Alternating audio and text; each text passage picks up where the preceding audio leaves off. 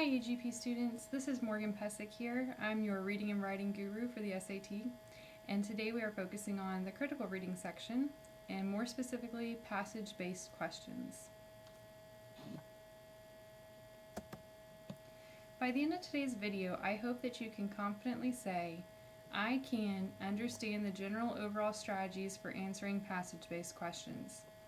So for this video today, we are just going to cover the general strategies because there are different types of passages, and we're going to talk more specifically about those particular strategies in class. So this is just general passage-based question strategies for today. So first, what are passage-based questions? These are questions that are going to follow a piece of reading, so they are questions that test you on how carefully you read. So for these types of questions, it's really not important how much you know about the subject that's being written about. What matters is how critically you can read and understand the information. So the passages on the SAT test cover humanities, social studies, natural sciences, and literary fiction topics. So for me, if something was written about natural sciences and it mattered how much I knew about the subject, I would not do very well. Luckily, it doesn't matter how much I know about the subject, it matters how carefully and critically I can read and understand the information that's given to me. So it doesn't matter if you don't know the subject.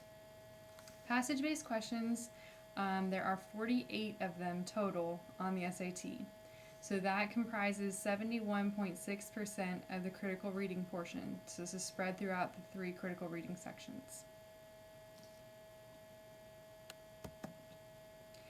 And as always, I want you to be very familiar with the test instructions so that when it comes time for test day, you don't have to waste any of your precious time reading the instructions. I want you to know exactly what you need to do and jump right into it. So this is what you would see on the test. The passages below are followed by questions based on their content. Questions following a pair of related passages may also be based on the relationship between the paired passages. Answer the questions on the basis of what is stated or implied in the passages and in any introductory material that may be provided. So now you're good to go. You know exactly what you're supposed to do, and like I said, you don't have to waste any of that precious time on the day of the test reading these instructions. Alright, there are 3 different types of passages that you will see on SAT: short, long, and paired. So passages range in length from 100 words to 850 words. So the shortest short passage will be 100 words, and the longest long passage could be 850 words. And then we have paired, which means you'll see 2 passages together. Now these passages are related on a shared issue or theme. Paired passages can support each other, they can oppose each other, or one of the passages in the pair might offer another viewpoint for its complement passage. So different things to look for. It's also important to note that the style and tone are going to vary between the passages. So you're going to see some narrative, some persuasive, and some expository throughout the test. Okay, and there are also different types of questions that you need to be aware of for the passage-based questions.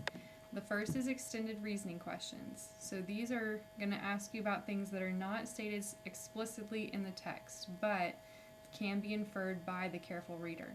So extended reasoning questions would be questions like, what is the primary purpose of the passage? Very, very seldom do authors explicitly state the purpose of their passage. So the careful reader has to infer it. It will also ask you things like interpreting a specific part. What did the author mean by this part? It might ask you how the author of one passage, if you're looking at a paired passage, would react to an idea in the other passage. They might also ask you about determining the author's tone. So these types of questions, like I said, they're not going to be found explicitly in the text. You're going to have to infer them yourself. The second type of question that you might see is a vocabulary and context question. They're similar to the vocabulary and context that we talked about with sentence completion.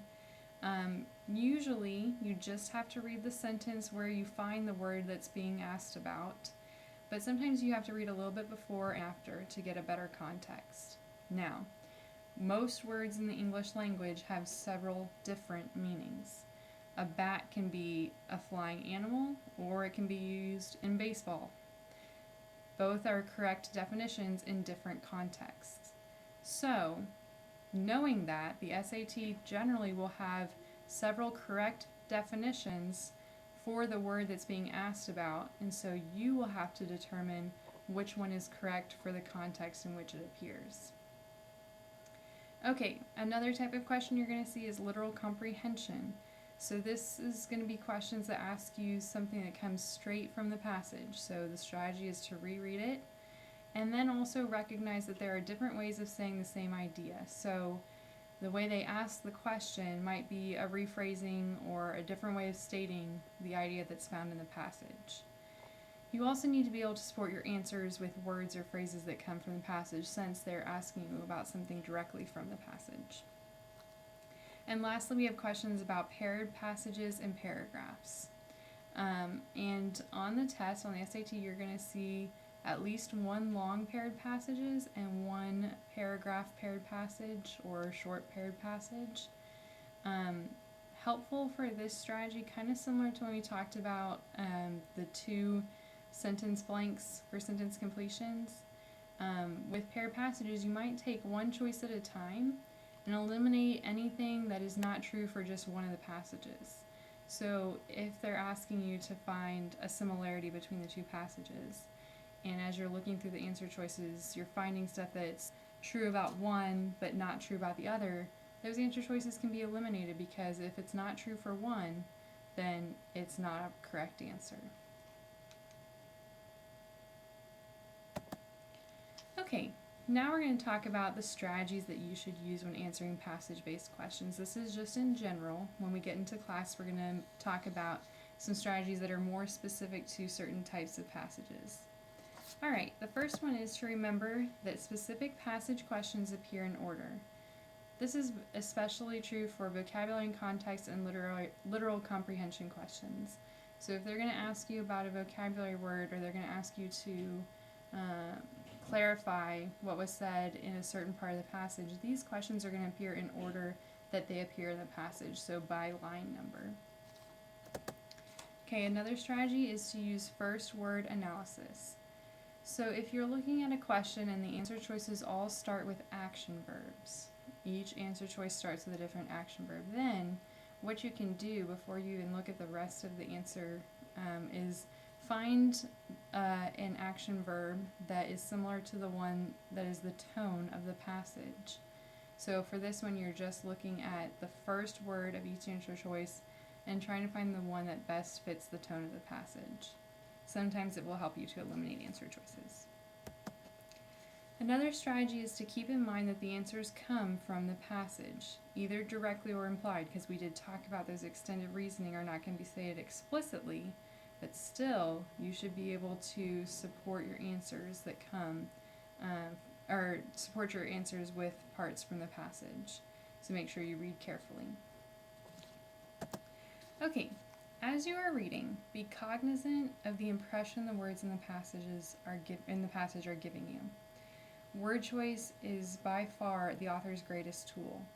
They have a whole disposal of words at their fingertips, so the words that they choose to use when they're writing are chosen very carefully.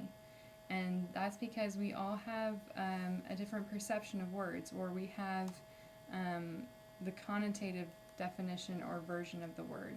So for example, if an author chose to describe someone as ambitious, we would probably think of that in a positive way. That's a good thing. If a person is ambitious, they have their eyes set on a goal, and they're going to work really hard to get it. Now, if the author had described the person as relentless, we have a more negative connotation with the word relentless. Ambitious and relentless, in their standard definitions from the dictionary, are very similar in meaning. Someone who's not going to give up.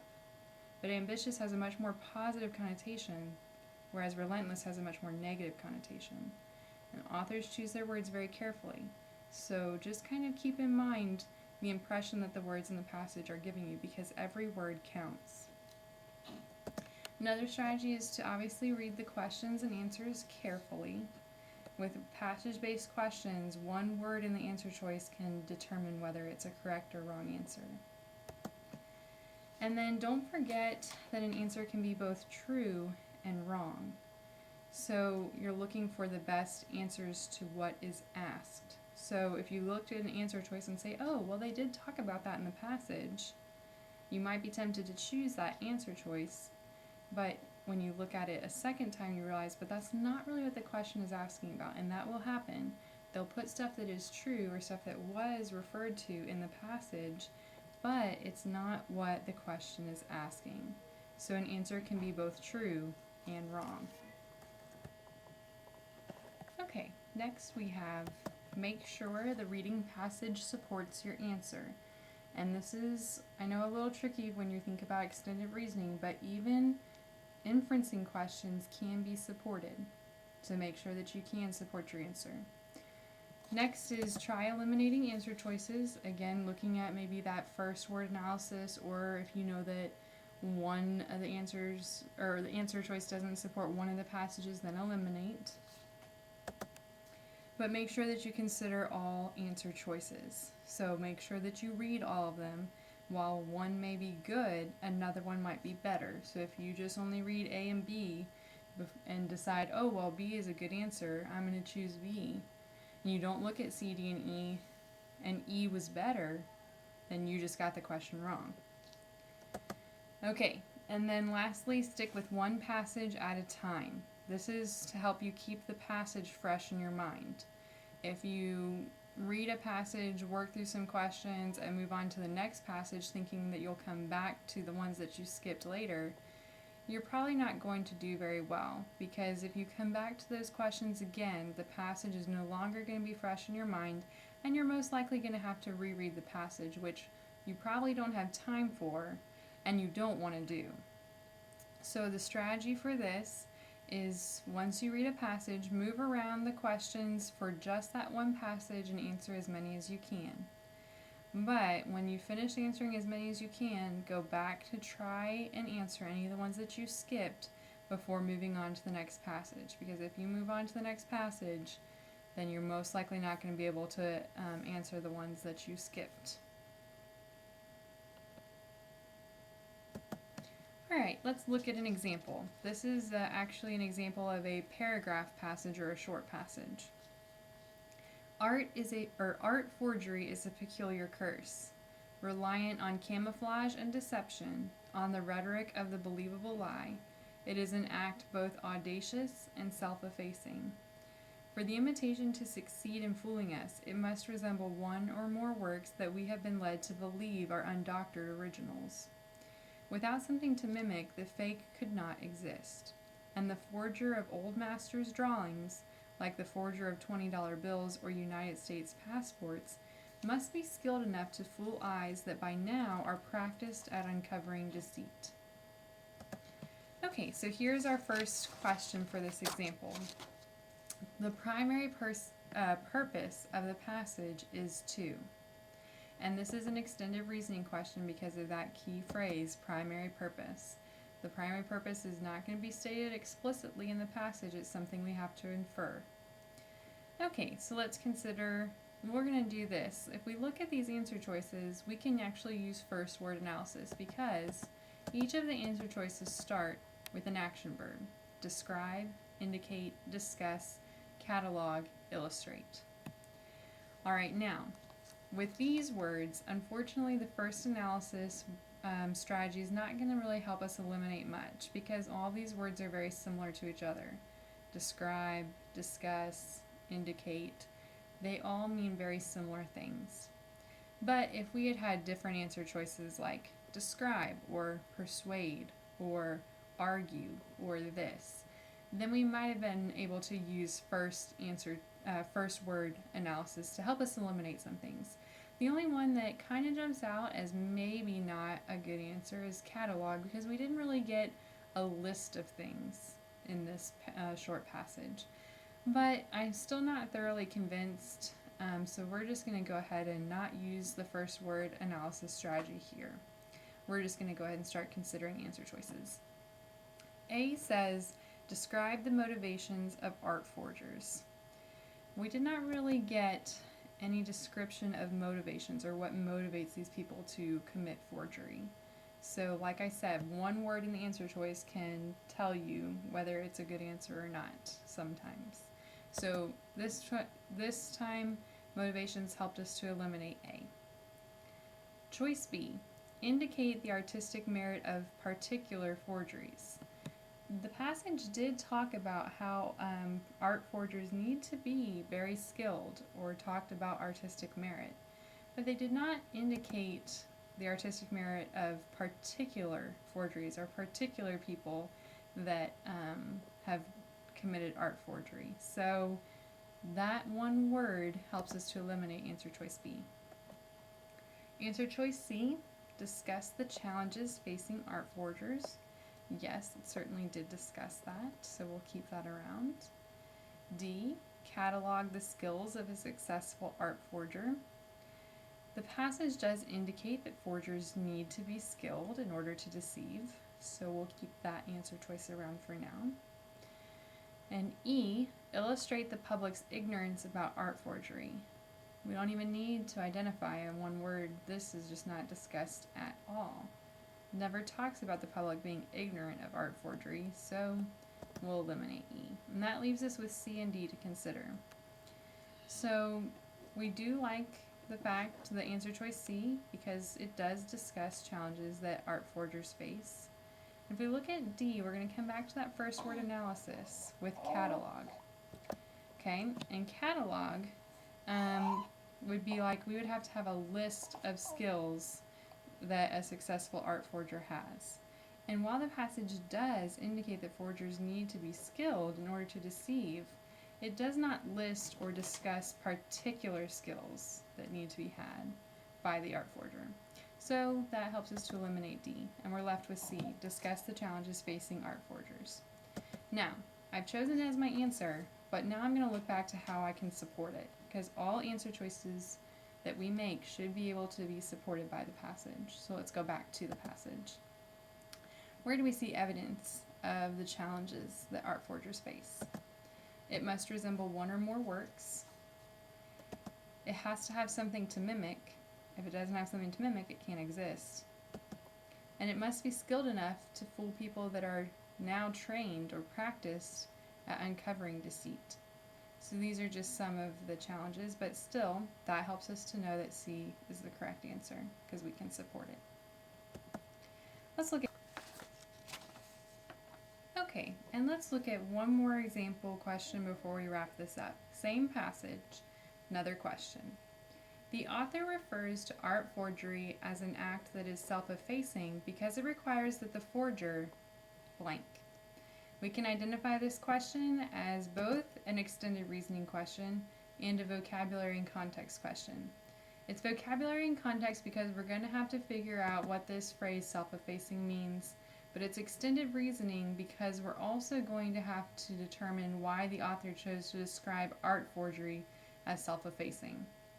So using our vocabulary and context strategy, we're going to go back to the passage and at least read the sentence, if not read the sentence before and after we find the phrase that we're looking at.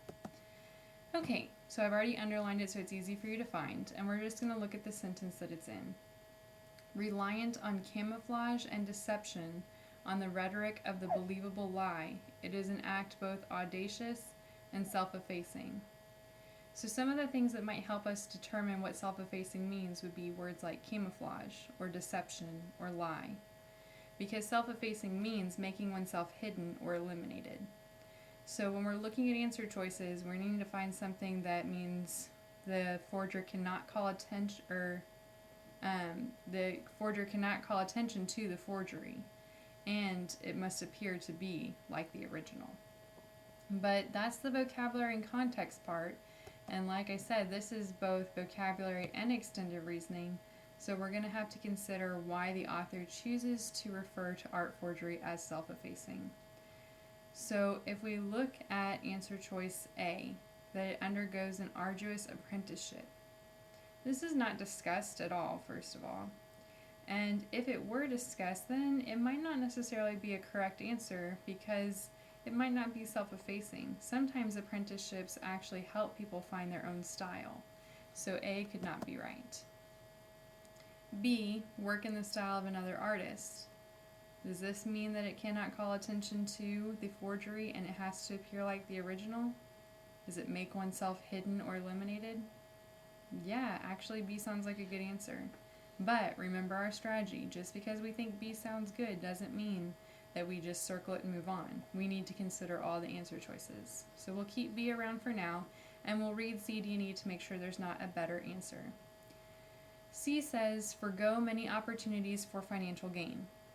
While this might be true, it's not discussed in the passage, so we can eliminate C. D, never take his or her work too seriously. This is not suggested by the passage. In fact, the passage might suggest the opposite, that the art forger needs to be very serious in his work in order to deceive. So D would not be a good answer. E, regard original artworks with reverence. Actually, the passage refers to forgery as audacious, and the forger might not commit such audacious acts if he or she reverenced the original art items that they were forging. So E is not correct either. Alright, well we did that just to check and make sure there wasn't a better answer, but we're still left with B, work in the style of another artist. Now that we are wrapping up the video, I hope that you can confidently say, I can understand the general overall strategies for answering passage-based questions. When we get to class, we're going to be talking about each type of passage, short, long, and paired, and talk about more specific strategies for each of these types of passages. But now at least you have a general working knowledge of strategies to use on passage-based questions. In class, we're also going to be getting into a lot more practice, so I'll see you then.